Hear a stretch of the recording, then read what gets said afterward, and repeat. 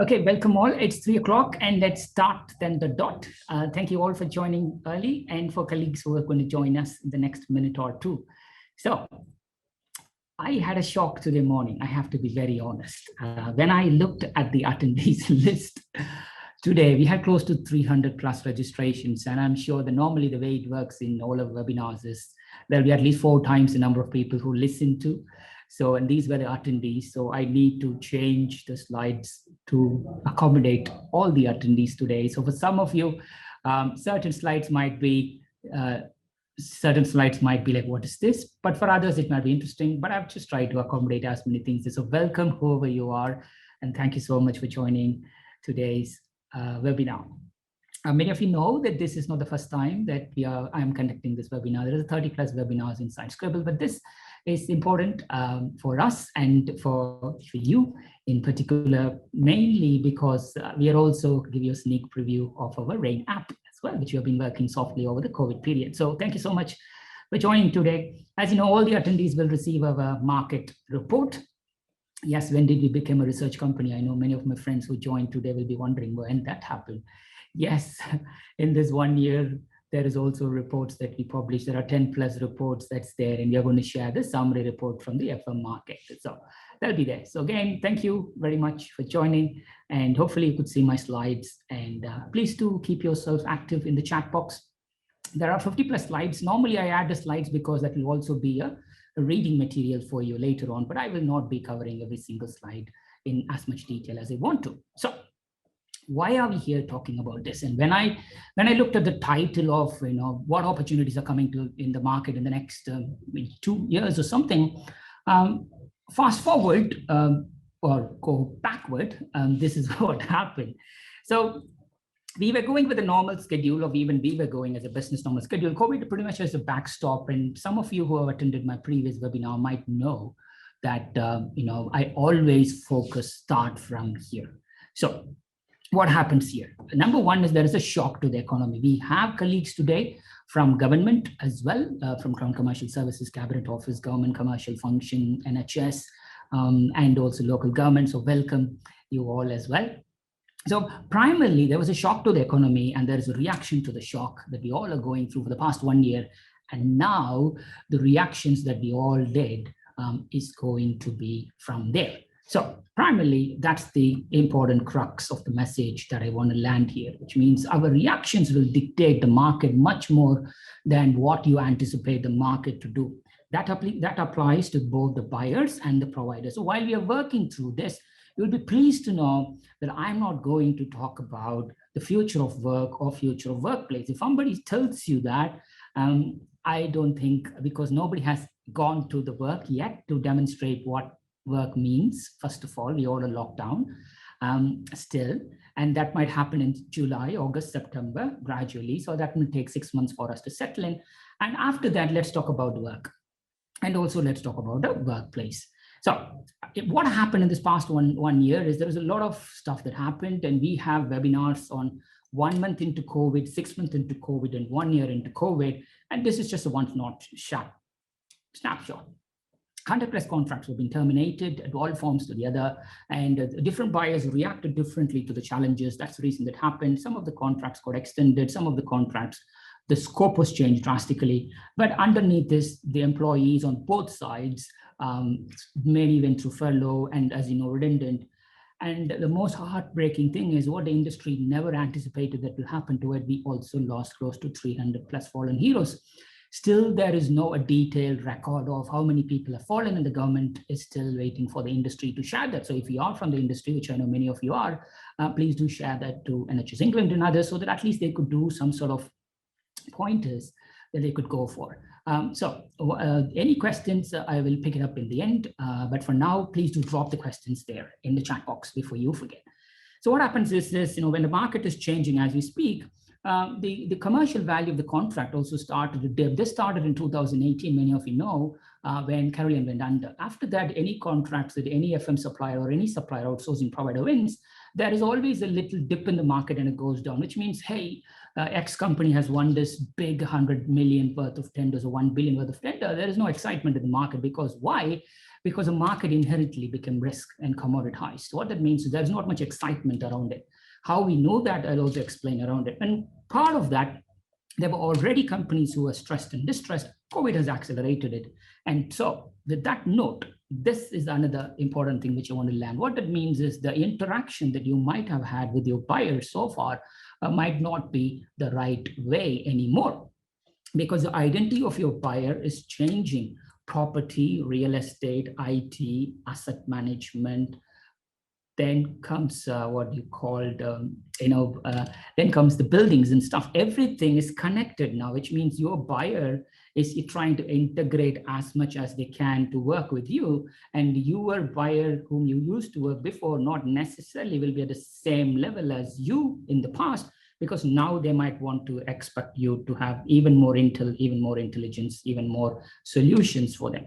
So, but the most important thing is the buyer identity is changed. Secondly, the buyer power is also changed. So whoever comes on board has a lot more data underpinning what they want to go for. Of course, it's in the public sector, that might not be the case, but you will still find a lot of coordination that's happening there. So you might have focused on retention, which is good. I'll be dropping a few keywords like the observers, accelerators, and the survivors. Again, this is based on the reactions. Whether you're a buyer, whether you are a provider, or whether you're an investor, we all reacted to the market. So we have bucketed them into three, and you could test yourself in there. And the second one is virtual sales. We all are human socializing people, went on at it, and this 1 year has predominantly disturbed that social part of us as well, which means A, your buyer behavior has changed. B, your virtual sales is also happening, which means you need to have an anchor point. An anchor point means you need to have clear data point that said, who's running this contract, when is it expiring, and who's the stakeholder, so that you could have proper conversations with them. And that data set, which we used to do for pipeline boosting, became very more important, because in this 1 year, we did much more buyer and investor engagements than the service provider engagement. The point to note here is, if you're an accelerator, which you'll define in the next slide, the people are investing a lot more on the sales and marketing activity compared to what they used to do before. And people who are observers, again, I will divide, they are splitting 5%, and the survivors are the guys who are going incremental here. So this is the definition. So survivors is, yes, we all were defense. We all were playing defense for the past, between March, when it happened last year, all the way up to April, May, June. But then when there is a light in the tunnel that, things started to come back in August, when the restaurants were opening, so there was light in the tunnel. So some people start to position themselves, but others continue. So that's where people start to separate themselves. So you will know, we all went through the same personal experience, company related. Many of you might have changed jobs. Many of you might have gone through challenges in your work or in the renewals contract, so and so. So either way, at some point, the survivors will move into observers, and the observers will move into accelerators. And today, most of you who's joining this call will not be a survivor. If you're a survivor, there is no way you're going to join this call. You are somewhere between an observer and an accelerator, which means I've observed the market enough, now I'm going to accelerate. Or I've accelerated the market, or I'm about to accelerate, but I just want data or relationships to confirm whether I'm in the right direction. That's where you are. So you can try our scorecard to find it. But when we did this analysis, we spoke to 130 plus senior level stakeholders, predominantly FM, 80% FM, but also on the wider outsourcing. As you know, outsourcing and FM in UK bucketed as business services. This is the metric as of November. This is when the vaccine was announced, AstraZeneca, Pfizer was announced in December. We all went to lockdown, but then there was light. It's going to finish up as early as just before Easter, and we all will be back to normal. And those people, so what that meant is, with that thought, 9% of the market is in acceleration. So you could whoever you are, you could guess from the reactions from your company where you stand, but you could also go to the target. From our analysis, 9% of the providers, the top 85 providers, were planning to accelerate. And the most of them are observing clearly, even we were observing, we were not going to accelerate, but we were just preparing ourselves to accelerate. And then there were providers who got stuck, as I mentioned, because the industry that they were, it could be retail or it could be anything that related to hospitality. When they're specialized in those things, they got stuck because nothing much could be done. So they were in the survivor board. That's the reason many of the, not just FM players, but many other players also are slightly more stressed and distressed than what they used to be. So understand people have reacted differently, and when if they continue to observe, they will fall back as survivor. If they continue to survive, they'll go bust. And if they wrongly accelerate, then they might come down as well. So this is the thing that you might need to keep in mind. Again, before we even go even further, every provider here, I'm sure there are many of you here, and also there are buyers, but let's just focus on the providers. If you're a BD manager or a chief exec or a sales director, etc., you know how you have positioned yourself in the market as a hard FM player, soft FM player, security, catering, cleaning, bundled services, CAFM provider, many of the high-end provider with real estate background might be positioning themselves as transaction management. Either way, or people will be going much more high level or asset management. So the point here is providers are now trying to elevate themselves from one level up. I don't want to do cleaning alone. I don't want to do security alone. I'm bundling it. I've bundled it enough. Now I want to go for integrated FM. I'm doing hard FM and integrated FM. Now I want to go slightly more value-added services, energy. And if I've done energy and I've done IFM, and I want to do even more, positioning the people on data analytics and so on. So people are migrating from one bucket to the other. Again, if you look at what's being procured is very different, but how you are positioning yourself. So that's a stress test that we're going to do together. The reason for this introduction is I haven't even introduced myself.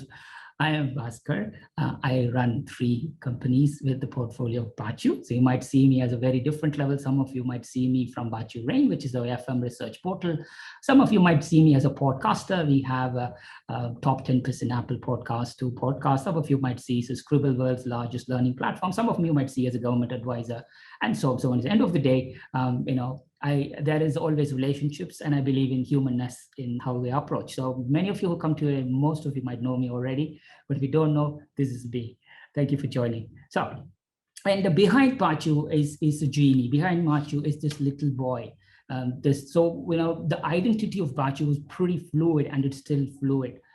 So what happens here is, if you have this, I don't know, you do this, it's because of this, because we position, you will find it at the very end. We don't define the company by the product or service we sell. We define the company by the people we serve. That means most of you might see us very differently, but that's Baachu, that's our mascot. It's me when I was little, not little, when I was young. So that's it. So he's saying hello.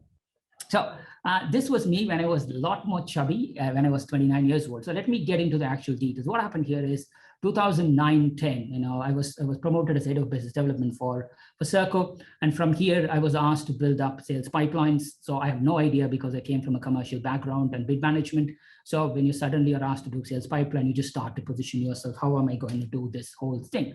So you start to build some frameworks, you start to put full things, and you start to do. The important point here is most of you might be here waiting, understand here is, how am I going to achieve my in-year revenue target? That was the question that I tried to answer. And then, like the challenges that you face, these are the questions that I need to go for. If you are a sales and BD development director, these are some of the questions that you find. How to achieve my new revenue target? My opportunities in the pipeline is not good suffice for me to attain my targets.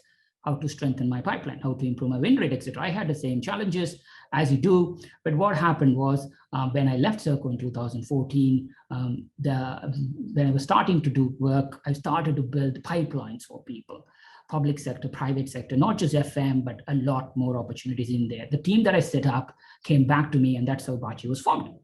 So we were pioneering sales pipeline development here in UK, and you'll be surprised the companies that we work with, most importantly, the relationship that we go for. These are the companies who have multi-million pound sales in BD budget, but still there was something stopping from happening.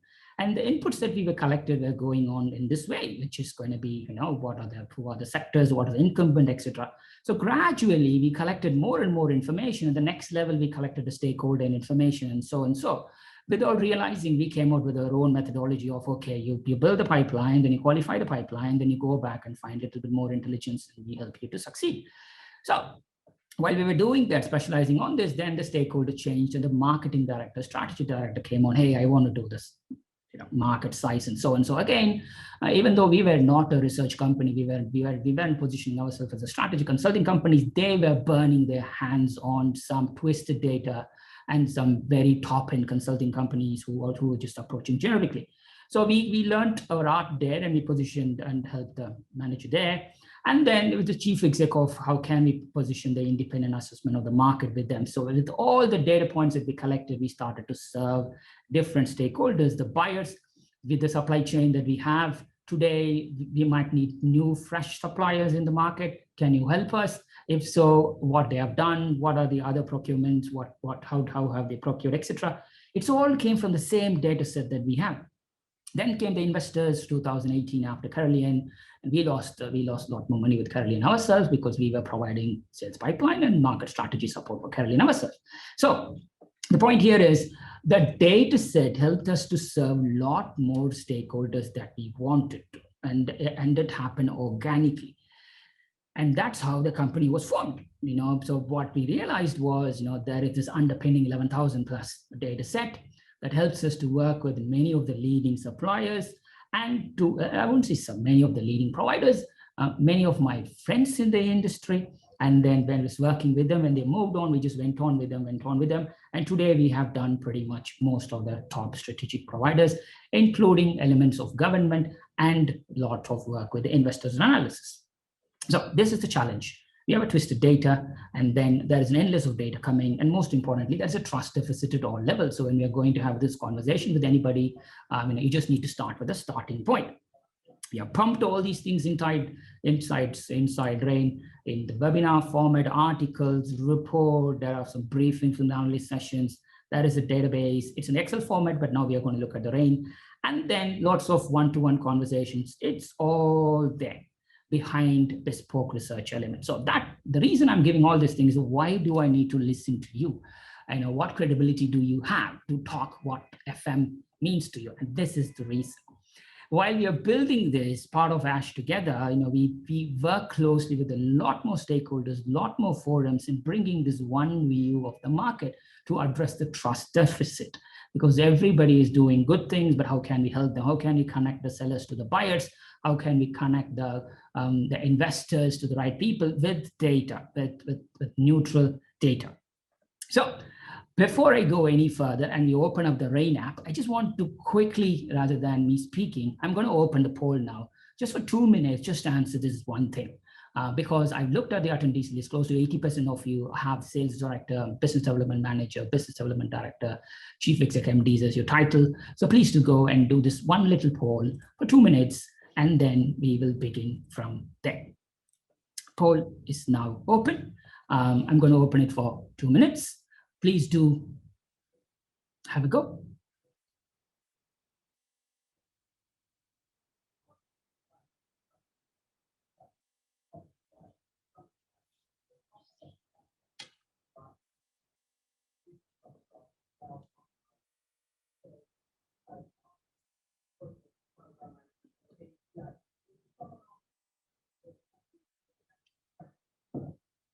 Another 30 more seconds, if you can.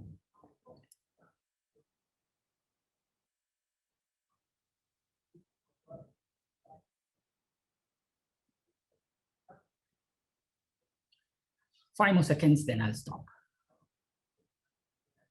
Thank you.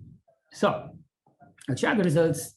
As expected, as you know, the reason why you are here is because you are moving from observer category to accelerator category, and it's proved. So 46% of you have suggested that you are going to go organically, which is what we're going to talk about, what tenders are going to come in the market, by up to 20%.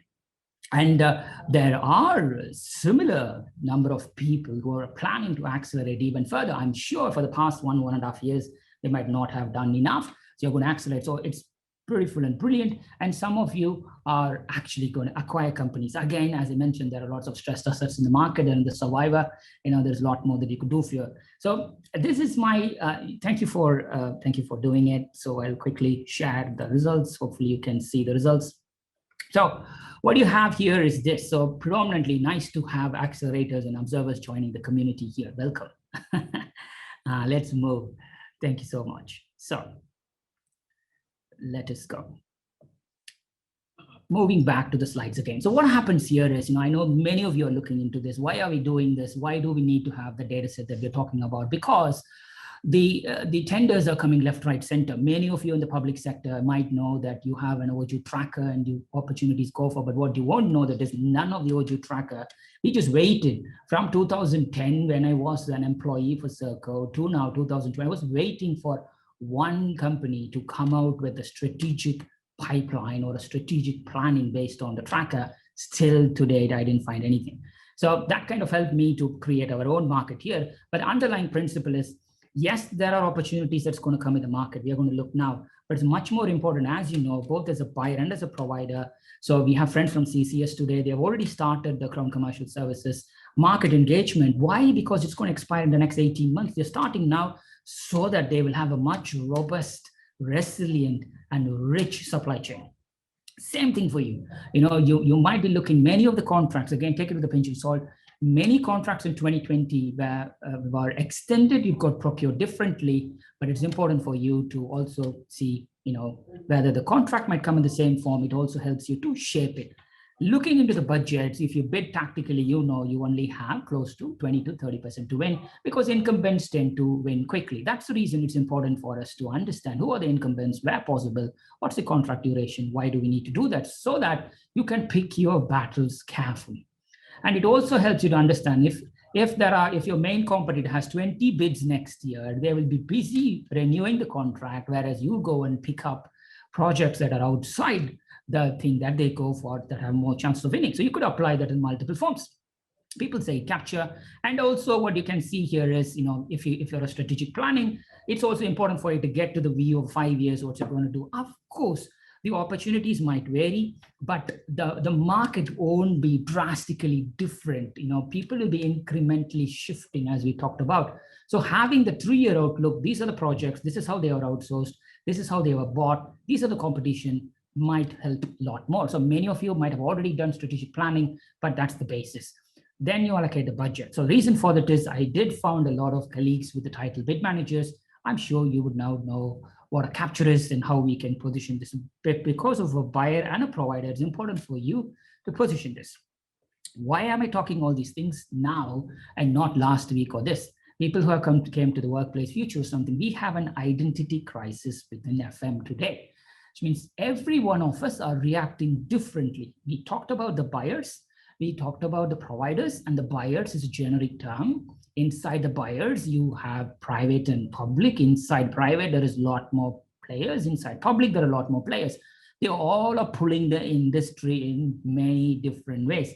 This is why it's important for you to have conversations with people to understand what do they perceive as the market, and see how you can position yourself into their future, rather than to just say, this is my product, this is my service, am I here, I bucketed myself in this area, this is what we need to do.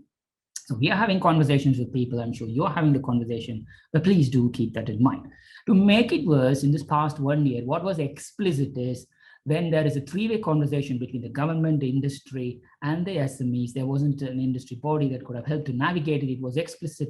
We were able to step in to fill some of those gaps, but you also need to understand your battle is going to be a lonely battle for some time, unless we launch our own memberships and you can join there. But we are in this time, and I found this interesting. I wish I can do this, which means, we are stuck to a certain extent, and we all are finding our own ways. We just want to get out of the market and do it.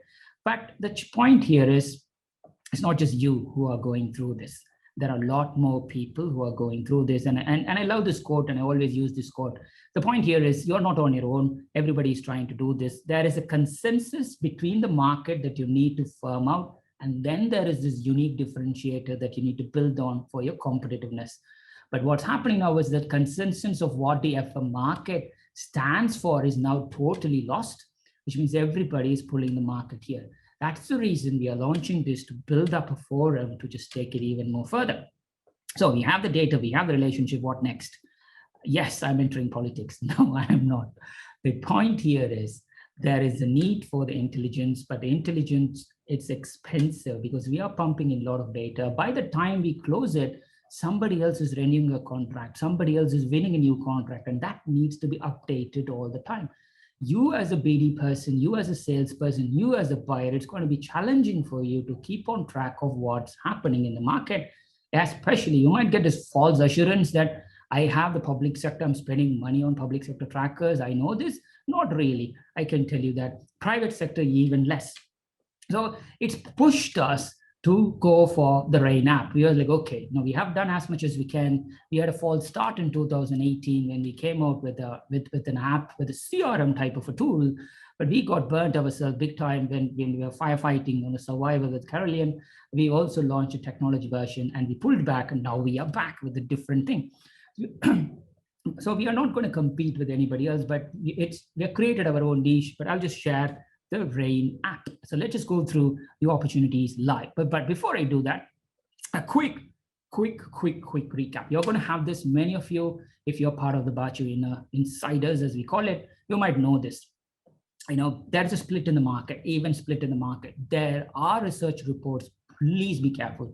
There are research reports that tells you UK market is $42 billion. The moment you see dollar sign, you know that they don't know the market. I'm not going to name them. There are people who are just going to tell you this is the market value, but we build up the market based on contracts.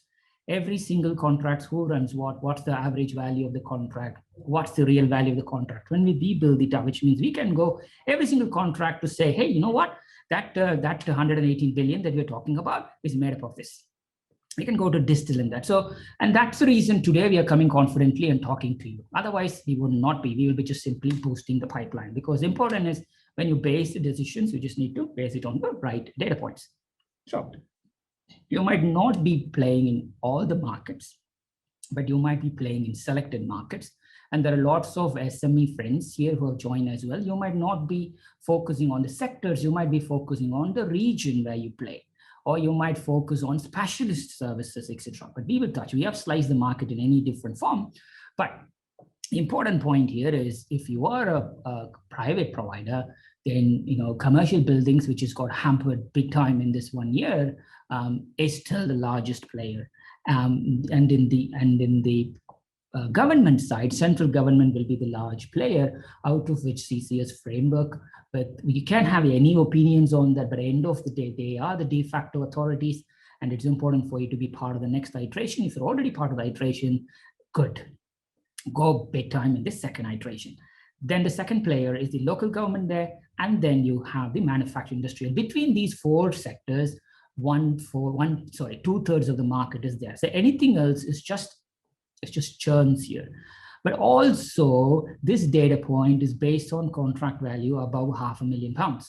So nobody knows what a £10,000, £50,000, £100,000 local contracts have been done, because we don't know. Because those things are not published. We are not going and interviewing everybody and asking, tell me your suppliers, who's winning what contract. We only monitor what's been published, and the people who publish tend to publish large, bigger contracts. That's it. So as I mentioned, the point to note here is what's been bought is different by sector, by service. So when you're positioning yourself, I am X, I am Y, you need to be slightly careful. This is what they have been procuring today. So this might change in the future. That's where it's important for you to talk to people and say, hey, you have procured an IFM service, but we may need to change that to X service, Y service. It's entirely up to you, but it's having an understanding will be super important. This is a breakdown that tells you offices, totally integrated FM, whereas you can see the government split up, still procuring separately. Then you can also have, again, in the private sector, it moves on the other side, on the manufacturing as well. So what you also find is, this is why you are here, and you will also find the deal volume, which is like, okay, I know those sectors have a big volume, but I know some of you might be going for less projects with a bigger turnover, and some of you might be going for smaller turnover projects, but a lot of volume. So this is another snapshot that tells you, hey, if you are looking for a small churn, but a lot of projects, then you may need to go for these two sectors. But offices, you cannot get away from offices. It's there for you to play. For the next 3 years, this is how it's going to be. So these are some of the numbers that we'll be touching in the live app. But for now, this is it. But what are the upcoming contracts that might come both in the public and private sector, and what differentiation that's going to go for? If you look, as you know, this is where the market is caught. You might be playing in a different segment, but if you decided to play in a certain sector, you might need to understand that sector doesn't procure in any big bang. So they will procure in smaller churns with local suppliers, or they might procure smaller works every now and then. So whether they are going to consolidate and come back is the conversation you need to go for. But your starting point is different industries procure differently. It could be public or private. And based on that, the number of contracts that's going to come out will be slightly different. As I mentioned, 2020, many of the contracts that was expiring in the past 12 months and the next 12 months is renewed. And it's also been shaped with less volume, or because of the churn, or in certain sectors like NHS or critical infrastructure, it's actually increase in volume. IT telecoms increase in volume. But what you find here is, yes, we know these projects exist, but for the past 1.5 years, you know that the actual opportunities is renewed. And I'm sure that many providers might have renewed it for 3 years minimum, some for 5 years, but some buyers will say, hey, I don't know where that goes. It might be reduced even further. So let's go and have a look at the Rain app before I talk anymore. Stop share and let me go.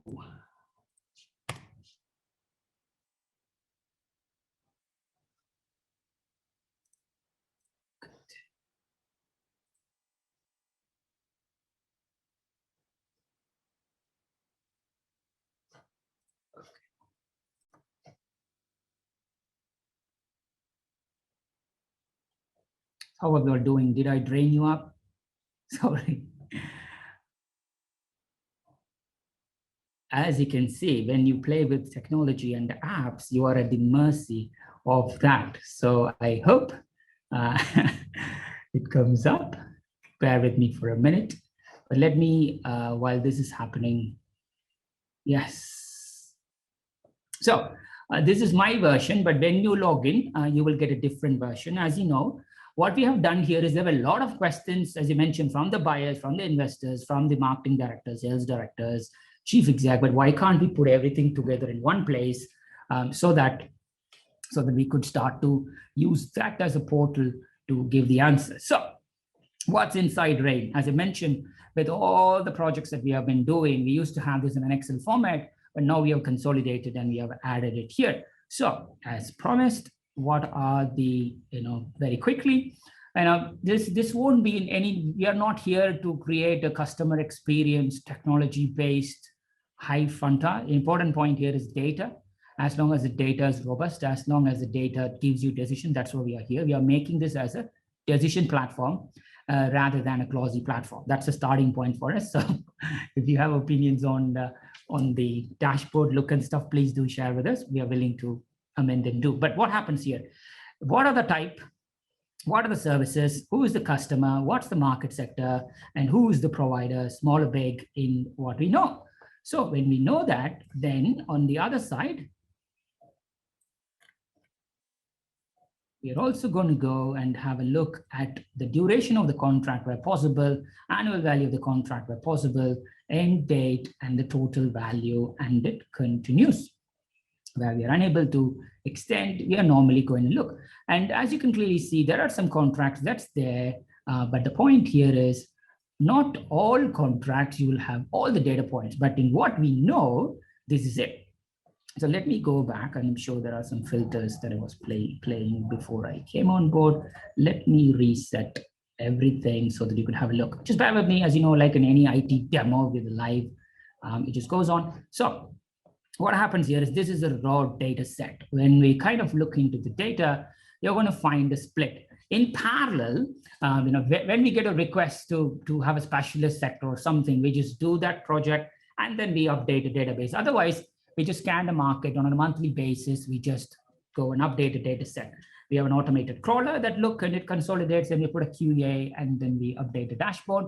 But otherwise, based on the request, we do it. But the more and more, because Rain app is going to go live soon, and the more and more people who get access to it, you will get your own dashboard, and it also connects to Salesforce, Microsoft Dynamics. So our plan is, here we go. I know every now and then I'm going to come on board and get answers to all the questions that I talked in the past. What's the market size? What's changing? Who's winning? Who's not winning?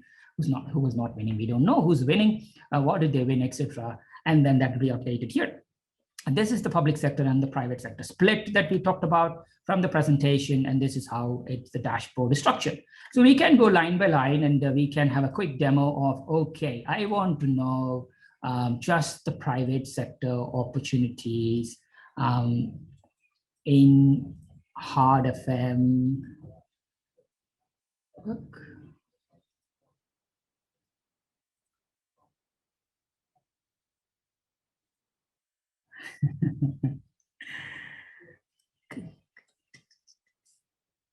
Okay. Right. And I'm going to apply it. Okay, what is the private sector hard FM opportunities that's going to expire? And I'm not going to expire or look at the data set yet, but let me at least get a feel for, I play in hard FM and I play in the private sector. You could go even more granular in the sector that you want to go for, but let's take a stab on, okay, what's the hard FM opportunities that we need to go for in the private sector. As you can see, it's thinking. So it will find you a dashboard, and the dashboard is going to tell you, hey, these are the opportunities, and these are some of the structures that we need to go for. Was working until now in a typical way. Yeah. So this is the problem. When you're stuck with data, you're just stuck with data. When you go on and become yourself. Okay, here we go. The data is gone. What we done? Okay, we know 58 billion was the overall market. But here we know in the private sector, hard FM alone, there is close to 10.3 billion. And you can really see in the market, who are the guys who are procured hard FM only. You could also get a good snapshot on different sectors, what they're doing, categorization, and how they work with. So you can keep on doing that for bike. As you know, instead of doing it by hard FM, you could go back and now go and say, I want to have the opportunities that's expiring in 2023. Then simply it just goes back and it picks. So what that means is this just becomes your decision tool, and you can also filter it by a provider. Hey, and what are the contracts? Who's running what contract? You could have an access to the dashboard. And so every month we just crawl it, we do it, but depending on the access, depending on this, we'll do it fortnightly. But as you know, it's based on publicly available information. There's no point crawling every other week when nobody tells who they win. But as you can clearly see, after 1 year, there is a lot of new wins that's coming to the market. So people are starting to accelerate. It's important for you to understand what's happening inside. So what we looked here is, okay, we know that there are hard FM opportunities in the private sector, out of which, guys, 2023 is going to be a big year because many of the opportunities are going to hit the market.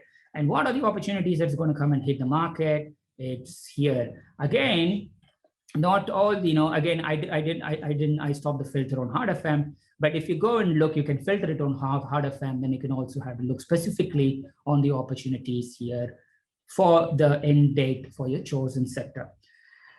It helps you before you make big budget decisions on, am I going to invest on this bid? As you know, before you invest on a bid, there's a cost. Before you invest on any sort of analysis, what we call a capture, intelligence analysis, it costs. This is something that you go for. Obviously, you might have a lot more intel about a particular client, which you add in your CRM. And this is the meeting, this is the thing, etc. But what this add is an additional tool to just check whether we have something that you don't have, which is we keep on crawling it, because you as a BD stroke sales person, as a buyer, as a chief fixer, you need to drive your company forward, not just to do research and track who's won what contract, who's procuring what contract, when is it going to come for renewal, etc. So it's important. And that's the underlying principle behind this tool. So it has different data points, and it kind of helps you. That is segmentation wise, we are segmenting even further as we speak, by even more specialist services, and we're also going by regions as we speak. But this is the Baachu Rain app, which we have. Simply, it just helps you to just understand who's running what contract and what is the business model. That's the one question that it answers. So that's it. So that's what I just want to share on the app-wise. So let me stop the share and I'll come back to the slides and keep your questions coming.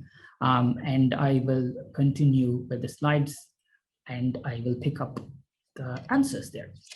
So we had a quick look on the slides on the data. So primarily what it is this, whatever we have done in the past, we have just consolidated it with public and private, and that's it for you. And the AI, the reason for the crawling is, as you know, we spend a lot of money on researching ourselves. By the time we researched, found it, somebody won the contract, somebody renewed the contract, that supplier is bought by another supplier. So even if you go back and find the projects that Caroline, if you go and have a look, Caroline, the PLC, the projects that was outsourced to Caroline, if you go and check, it's very challenging for you to understand what projects were given to who. But we know those projects were outsourced to Caroline.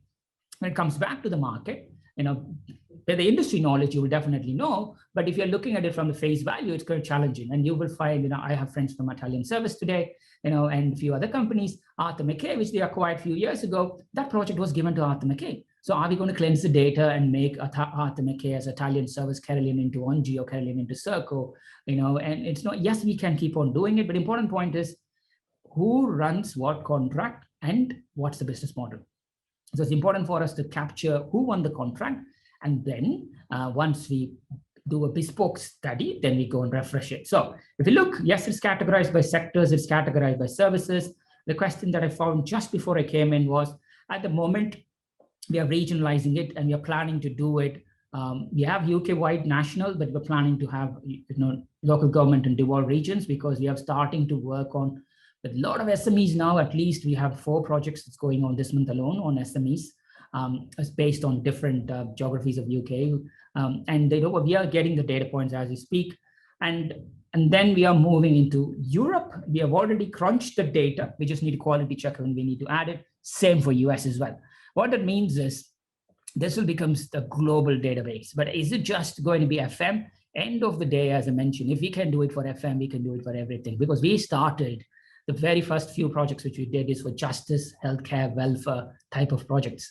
FM, we have done a lot more projects, 2/3 of the projects. But when you start to build it. Our plan here is not to come out with another tracker, but just to come out with the contract database, so that even the government can utilize and understand, hey, who's running what contract? At the moment, I'll be surprised if even the UK government has those information. I might be wrong, but it could be the case. So, and that's the plan. So we are extending the geography. We are internal here in UK, outside UK. We are going to Middle East. We have done specific studies on Middle East and Asia as well. But those are one-off studies. Australia, ASPAC, Canada, as you know, we have done studies there. But as you know, if we are going to churn this consistently, it depends on the volume. So that's it. So as I mentioned, we have done it manually, but now we are set up to do it a lot more. And the cool stuff here is, once we realize this is where, when the marketing team and others, when we start to look into that, hey, you know what, it's all good. We have the data, right? We don't want too much data. Today morning, I had a conversation with a very close friend. He said, you're bombarding with too much data. And I'm sure he's attending the call. He might be laughing with this. It's not about it. We have to help you to qualify. But once you qualify, as you can see in the project, you then need to reach to the prospects. What it does is, once you identify the stakeholders, then it's, you might have the stakeholder name within your CRM, but what are the likes of your stakeholder? What are they liking in social media? If they have if they are an SME, I'm sure they are posting a lot of stuff. And SMEs, why this is important? Because many of you, not all projects is outsourced or delivered by the big players. They win the contract and then they pass on to the local supplier. Social value, as you know, is big. So it's important for you to understand this. Plus, it's important for you to understand what your stakeholder is talking to about strategy reports, so and so is fine. But having that rich data about your stakeholder, from social media, that's the previous slide, from social media, from Quora, from websites, from podcasts. We have beautiful stories from some of the senior stakeholders, both within government and industry. You could go and listen. What do they stand for? Why do they do what they do? And when you then connect that, when you get a bid, this is our capture bot. We are proud of this. And when I then connect to, I know the project, I know the stakeholder within, and now when I am bidding this opportunity, I want the bot to monitor the intelligence, anything about the competitor, anything about the customer, anything about the stakeholders, and come out and share that with me, which means while I'm having my negotiation meeting, my details with the clients here, dialogue meetings, bid meeting, etc., I might not know what they're happening. They might be acquiring, they might be doing something else. It just becomes a rich data thing. So our plan is not to go as a daily tracker, but our plan is just to be a trusted decision-making thing. And this is what we'll be adding more and more. You will be, this is new, and thanks for people who have stayed so far. You are going to benefit from even more. And in these 12 months, we have been asked to do benchmarking. This is totally new because we have built a trusted relationship between the investors and some senior buyers in the offices, banks, and now with the government. If you can clearly see, there are benchmarking quadrants that's available in the IT sector, but that's not available in our sector. But guess what? Every single one of you who are accelerating have your own technology solution. Every single one of you wants to take it to a customer, share that story. But there is a requirement for the neutral provider to just look into that, put the providers into a quadrant and tell them, these players are magic quadrant, these players will be magic quadrants, these players are building technology, so they are going to pick. We have been asked to do that, and I'm pleased to share some of our members. We have Mighty as our founding member. As you know, if you are interested in being a member, you can. So we haven't even opened up. It starts in June. So we will be starting to benchmark leading top 85 suppliers. And members get a lot more access to the data and a lot more access to how we are going to benchmark. But what that means is it will be much stronger value proposition when you take it to the market that says, hey, we are benchmarking globally. And why? We have built the reason for me to spend 20 minutes on credibility is I'm not going to stand and share this if I don't believe in we can add value. In this 5-6 years, we have worked with a lot of suppliers, with investors, and with buyers. And now it helps us to say, hey, we are bringing it all together. Then comes this. We talked about it. Either way, this is just a slide that I put forward, obviously. So whatever you need, we are here to help. And then these are the reports that's available. And this is what I want to share. The point here is, we need a common forum. We need a common forum because, today morning I was speaking to friends at Cabinet Office. It's just like, hey, we are going to come out with a new way of working post-COVID, but it's challenging for them to bring in. We have friends at BSA who have it, but BSA is much wider. There is no FM forum. So we have created a lot of roundtables between the buyers and our members. And it also becomes like, once the insight comes back, the reports that we want to go for should not be published every year. The report should be refreshed every quarter at least. And you have the industry reports that's been coming on, which is done 2020, 2017, 22, whatever the timeline is. Let me tell you, by the time it gets printed, it's outdated. We know that. So we want to come up with dynamic insights, as articles, as webinars, as reports.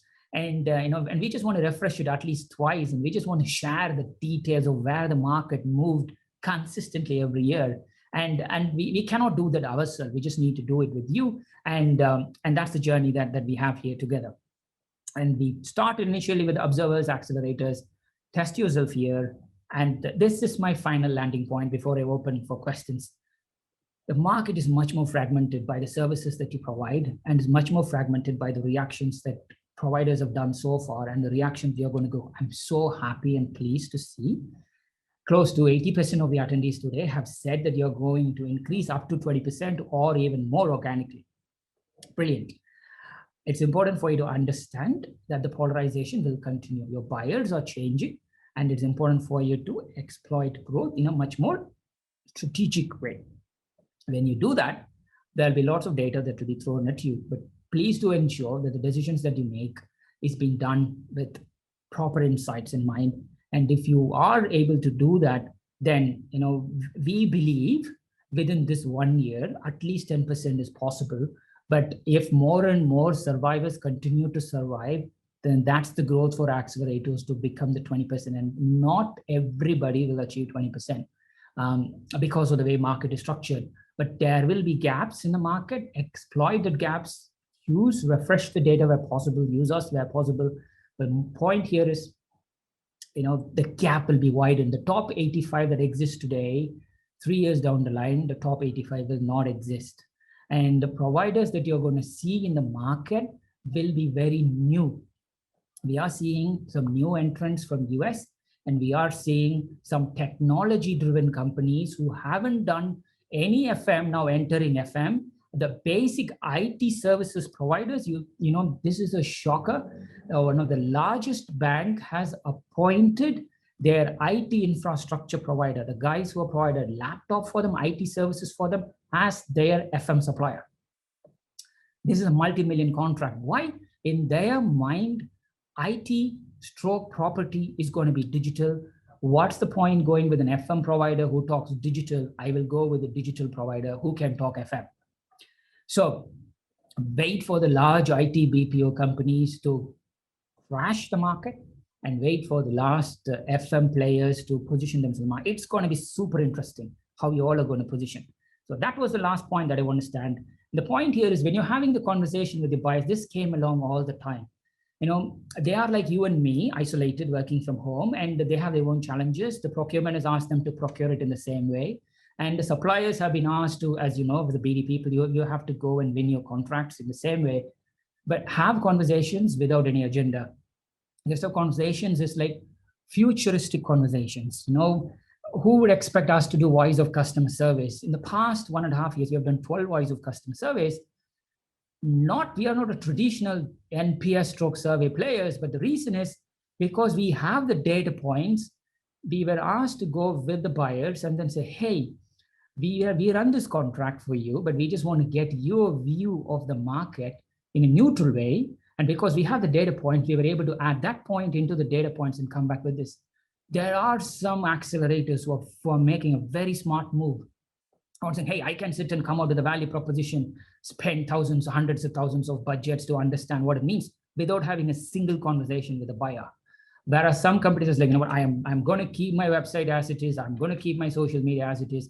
Let me go back and speak to the buyer and say, hey, you are my buyer. We have been working with you for 5 years. We do NPS survey with you. But let us talk much wider. What you see is the market.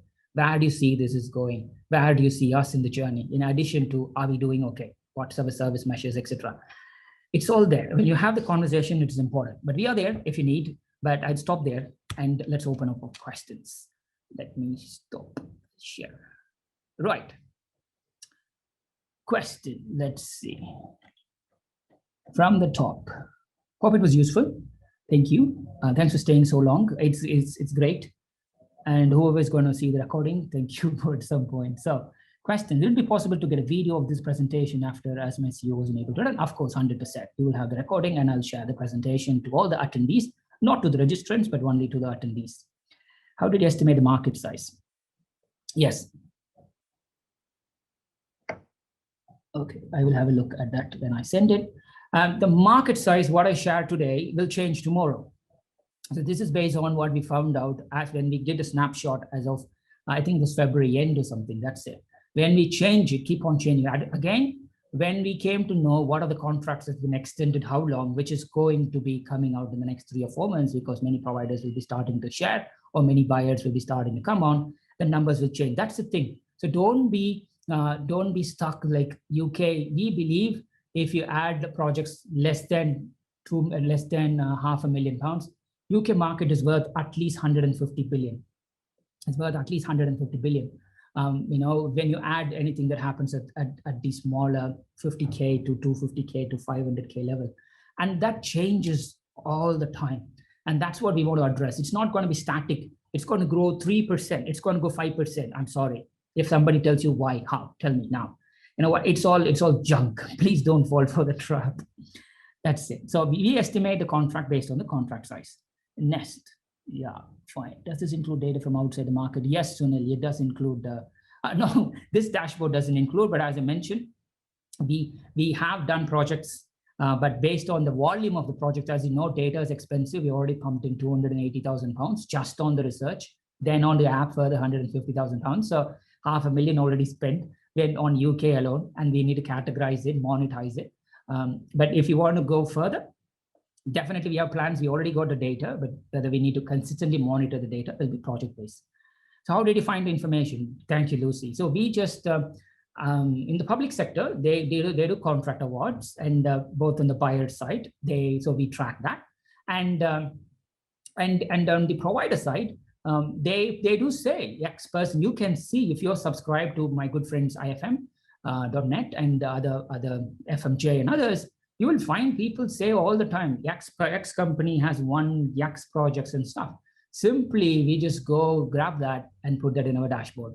And then we compared, is this been outsourced in the past? We still keep it as a separate contract, and we still keep the old contract. So we just crawl all the time. So that's it. So anymore, thank you. It would be interesting to see which segments decrease, increase over time based on the market size. Yes.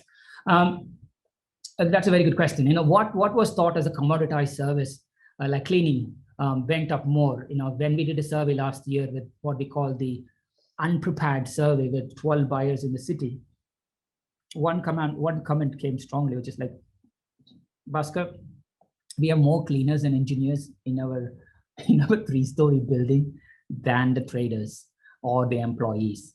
You just need to wait for that to happen. You know, so what that means is, you know, many FM providers, who would have thought we will went to this shock? We all transformed, we all were agile, we all did our best, and we'll continue to do it. And the same thing for the buyers as well. We just need to give them, they all want some employees to come on board, different surveys, say different things. At the end of the day, I don't expect 50% of the workforce to go back to the office, and the balance percentages will be spending somewhere between 1 to 5 days in there, you know. So or some percentage says that even up to 70%, because everybody managed to work, unless you are part of the critical service, everybody managed to work, which means the future of workplace, as they call it, or the future of workplace services. I'll be scared if somebody says workplace services today, this is what we are going to do for you. Please don't, because let people get back to work, let people settle there, understand what isn't working, what is working, then position your service. Having a 2-meter sticker, having a sensor, having this is tactical, which is good. But how can we go more? Capita has some amazing work on that recently, where they elevated themselves away from FM into how they could provide which resources in which building when. You know, so there are a lot of providers, you know, CBREs, JLLs, because real estate is big for them, productize some of the services. You're going to see all these things, whether these will be monetized or whether this will be technology that people talk about where you will never see them making life. It's also very high, because there is a lot of noise in the market. The reason we are starting benchmarking is really to understand all the technology that people are talking about. Is it really been implemented? If so, where? And what has been done with it? That means it goes in. But there is a lot of, like what we have done with the Rain app. It's a new way of working. And there are a lot of people who are coming with new way of working. And it's important for them to establish, but it's important for us to document the new way of working and share that to whoever concerned, so that it becomes much more richer. So that's my high level point is, if there is any questions, please do drop us a line. As promised, the slides will be sent out, and the FM summary report will also be sent out to you. Caution, that's based on, as I said, the end of February snapshot. Whenever you're free, come and talk to us. I'm more than happy to help. Any more questions? We still have 2 minutes. Or do you want me to call you out? I have, great to see some of you friends. There's Joe, John, thank you, Kevin, Lorena, Lee is here. Lucy, thank you. Mark, nice to see you, Mark, again. Match up, thank you. So every single one of you, thank you for giving 1 hour of your life with addition to the tons and tons of webinars that you attend on a daily basis. Please do, thank you for joining and sharing 1 hour of your life. Peter, thank you. Oh, Peter as well, Peter Campbell. Rob, good to see you. Good luck with your MBA. So yes, Rupesh, thanks for joining. Every single one of you. Sunil, Tim, Tracy, thank you. Good luck with everything what you do. Please do stay healthy, and I will speak to you very soon. Take good care. I'm giving you 1 minute back. Bye-bye.